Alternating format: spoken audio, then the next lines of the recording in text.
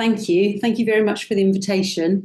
So as a precursor, I should just say the work that I'm going to talk about today refers to healthy aging, but has implications for research on dementia. So I'll talk about that towards the end. Okay, so the ability to detect and respond appropriately to social information in our environments is a really first step towards successful social interaction. So in situations like the ones depicted in these images here, it's really important that we can rapidly infer other people's mental states. So think about how they might be feeling, what they know, what their intentions are.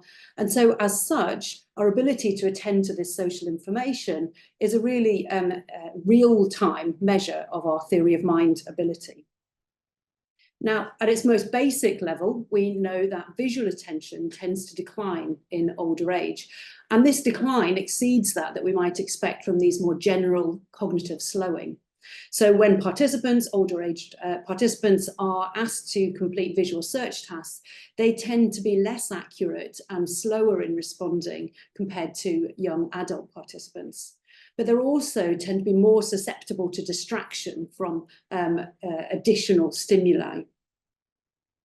In the more social domain, there's also quite a coherent body of research that's demonstrated that older adults tend to have more difficulty in inferring other people's mental states compared to younger adults. So they're, for example, less able to use emotions from people's faces to infer how they might be feeling. When they're watching videos of other people interacting, eye tracking research has shown us that they spend less time looking at those people's faces, and subsequently they're less accurate or have more difficulties in inferring the mental states of those characters. And we also know that even when people are cued to take other people's perspectives, they seem to be, older adults have a stronger anchor towards interpreting events according to their own egocentric perspective. And it takes more difficulty then to switch to accommodate another person's perspective. Now, although quite a large amount of research has been conducted on social cognitive abilities in older age, one of the limiting factors that's been around in this area of research has been that most of those studies have tended to use quite highly constrained lab-based designs. So that is where they present participants with either static images or videos of other people interacting and ask them explicitly to make inferences about how those people might be feeling or what they think or believe or know. Now, obviously, what this means is people are not immersed in the sorts of social interaction situations that we engage in our everyday lives. And that means that the findings in these studies are limited in ecological validity. And it's possible then that actually in real life, either that older adults find social interaction even more difficult than seems to be shown in these sort of quite restricted environments because of the very dynamic, complex nature of real life social interaction. Or even it could be the converse, where people find it even easier than it seems to be in these settings, because that sort of real life structure sort of scaffolds our ability to think about other people's mental states. So in the studies that I'm going to talk to you about today, we were interested in looking at these sort of measures of real world social attention and how that changes from young to older adulthood. So in these studies, we used eye tracking glasses to monitor people's social attention in real world environments while they were actively immersed in real world social interactions. So we tested the predictions that young adults would show enhanced social attention to information in the environment, so that is looking at people when they're having a conversation, and also when they're just engaging in their natural environments, that they would show preference towards those social objects. So the studies that I'm going to talk about today are couched within a much larger research programme that we were completing as part of a European Research Council project, where we tested a very large sample across the lifespan, so from 10 years old and upwards, across a large range battery of assessments testing social and cognitive abilities. And we monitored how these changed across longitudinal spans of time. But the work that I'm going to focus on today comes down to this study, which included younger and older adults, and we have published this work in this paper here. Before I go on to talk specifically about the actual studies, I just wanted to give a little bit of an overview because I realise some of this audience is probably not familiar with eye tracking at all. But I wanted to just really flag how accessible it is. This is a pair of eye tracking glasses. You would wear them as a normal pair of eye tracking, a normal pair of glasses, really unobtrusive. They plug into a phone, so people can move around freely without obstruction. And the idea then with eye tracking glasses is that they measure one or two visible features of the eye, so either the pupil or the corneal reflection. The eye tracking glasses send an infrared light into the eye, which reflects back out, and a video camera is able to monitor then how the distance of those points of light changes with different points of light on a screen according to a calibration process. So we're able to get real-time, accurate analyses of exactly where people are looking in real time. So in the first study that we conducted, we set people into a face-to-face conversation task. So in these situations, the participants, younger and older adults, engaged in a semi-structured conversation with an experimenter. The idea is that they talked about conversation topics, for example, what they like to do on a weekend, their hobbies, what they like living in the local area, and so on. And they took two roles in that conversation. So some of the time they were a listener. So that is that they asked questions of the experimenter and they listened to their answers. And in the other half of the time, they were a speaker. So that is that the experimenter asked them questions and they had to answer them. So we used our eye tracking glasses to monitor during this conversation how people allocated their attention around the visual scene. And we divided then their fixations, we coded them according to 3 areas of interest that we were interested in. So that is whether people looked at the experimenter's face when they were talking, their body, or the background. And then we used an ANOVA to look at how this allocation of attention differed in the different roles that they played, so speaker versus listener, and also in these 2 age groups. So before I put the full data up on screen, I just wanted to explain how this data is plotted. So what we're looking at here is the proportion of the fixation time that people spent looking at each of these 3 areas of interest, the face, the body, and the background. So what you'll see here is that each of these dots represents the data for one participant. The horizontal black line is the mean in that particular conditional group, and the box around that represents the 95% confidence interval.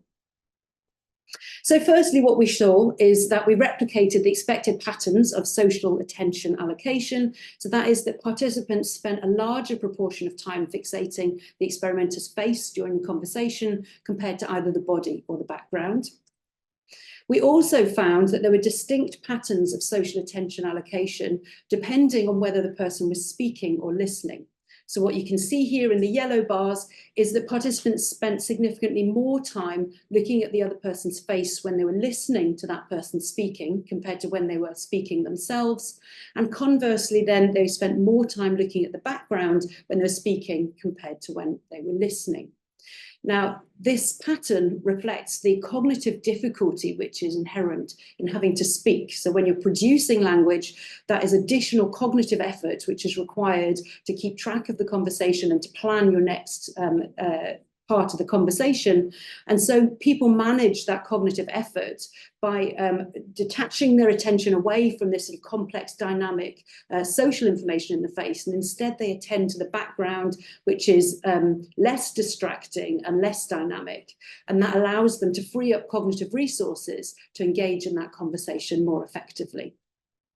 So now we can look at what this data looks like across the 2 age groups. And what we see then is that the older adult participants spent significantly less time fixating the person's face compared to the young adult participants. And instead then they switched their attention to focus more on the background compared to the younger adult participants.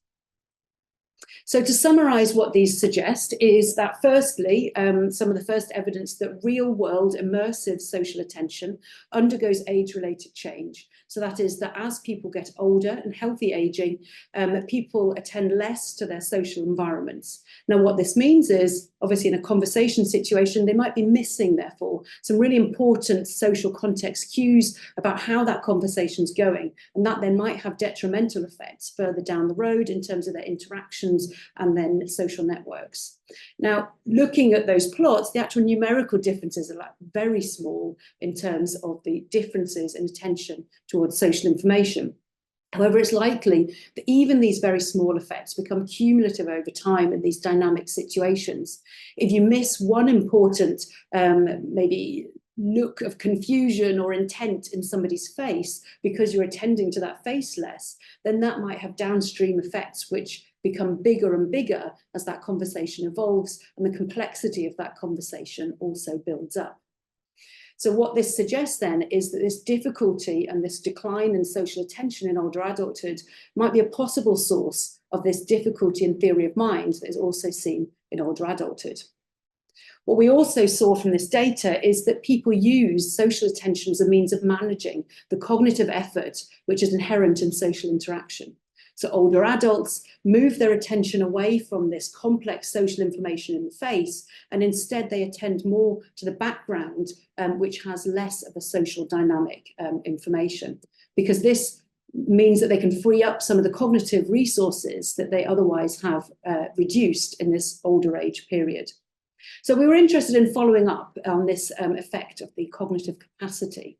And we did this by testing in a similar conversation design a group of younger adult participants. And what we did here was that we engaged them in a similar two-way conversation with the, in this one, two participants together, and we added a dual task. So we had participants have a conversation while they had beeps in the background. In our low load condition, there was no other task. They simply, we looked at their eye movements while they had this conversation, and there were some incidental beeps in the background. Now, the critical condition then is in our high load experimental condition, where these beeps became task relevant. That is, that where they heard beeps of different pitches, they had to maintain a conversation while also pressing a button every time they heard two beeps in the background of the same pitch. So it's quite a cognitively demanding task on top of the cognitive demands of maintaining a conversation. We analysed that eye tracking data in the same way, looking at the proportion of the fixation time spent looking at the face, body and background. And what you can see here then is that in the blue bars, the participants in the group under high load, where they had to respond to the beeps, showed a significantly reduced proportion of looks towards the face compared to those in the low load condition. And instead, those people under high load were more likely to look at the background compared to those under low load. And actually, when we sit these results together, the older and younger adult group and the low versus high load, the patterns of effects look remarkably similar, where again, when you have an impairment or degraded cognitive capacity, this has a significant effect on social attention in terms of reducing the amount of time that people spend looking at that social information. So in the second task that I wanted to talk to you about today, we again used the eye tracking glasses, but this time we put people into a much more naturalistic environment. Participants wore the eye tracking glasses, they were given a map, and they were given a task to walk through a busy building to go and find a leaflet from the reception and walk back again. Now, really, this was just a ruse to put them and move them through a building that contained lots of social information. So there were lots of people, objects, and things like that in the environment.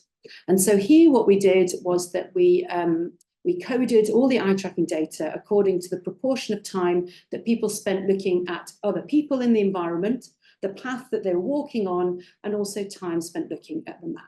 And we compared how this differed between our younger and older adult groups. Okay, so again, what we see in this is a surprisingly little amount of time that generally people spent looking at people. Now, in the psychological literature on social attention, as I say, which is primarily developed from these very static lab-based remote designs, it's been suggested that people are automatically oriented towards social information. And what this result is showing us is that actually only 5% of the time in real life do we engage and look at other people? And of course, this is because the social attention is reciprocal and real life. And it becomes a bit odd to look at people for a long time in these situations. We also see age-related differences. So you can see that the older adults in green spent significantly less time, apologies, looking at people compared to the younger adults. And instead, those older adults tended to spend more time looking at the map. Now, one of the interesting things that this study allowed us to look at was the influence of social context. So that is that, of course, in a natural environment, there's a range of different people that we encounter, a range of different social contexts that we encounter them in. And that might be then that there are people of our age, there might be people of different ages, there might be people on their own or people in groups.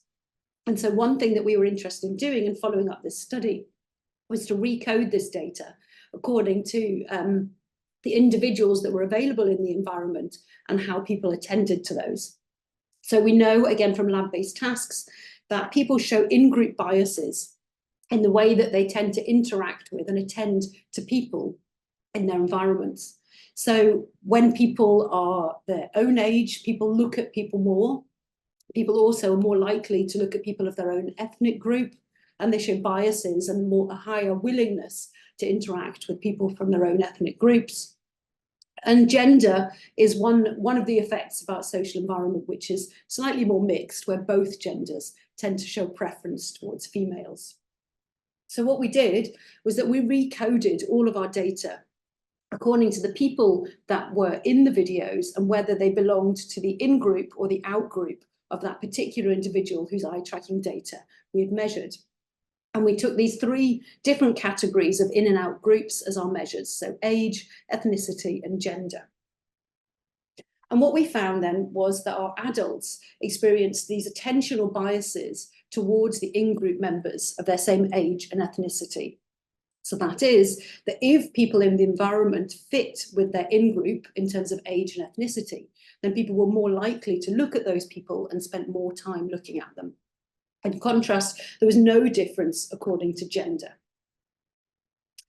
So to draw this all together, hopefully what I've demonstrated to you today is some real-world evidence that social attention undergoes real age-related change. So we see declines even in healthy adulthood. It's likely that these declines can be explained by changes in cognitive capacity in older age, which we know begins from as early as about 40 years old. And I think this has really important implications for understanding the experiences of people living with dementia. So research has shown that this intersection of difficulty in executive functioning and attention is one of the key cognitive domains affected in dementia. And so therefore, it's really important that more research tries to understand how this very specific deficits that are experienced then influences their everyday experiences and social interactions and well-being. I think it's really important that we try to use some of these real-world and less tightly controlled lab-based situations to try and understand these consequences of social symptoms in healthy aging and also in dementia.